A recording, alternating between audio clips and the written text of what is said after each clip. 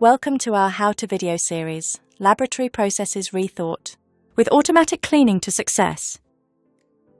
Every laboratory has different tasks and focuses, but one thing is crucial everywhere: the precise and efficient cleaning of lab glassware.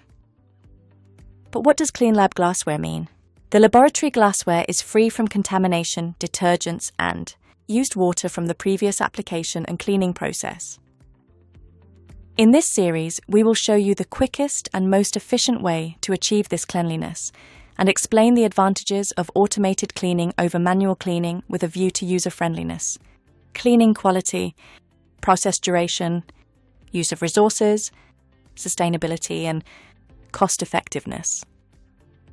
You can also find out why a dishwasher is not an alternative for lab glassware cleaning. Let's get started and discover how you can optimize your processes with a lab washer.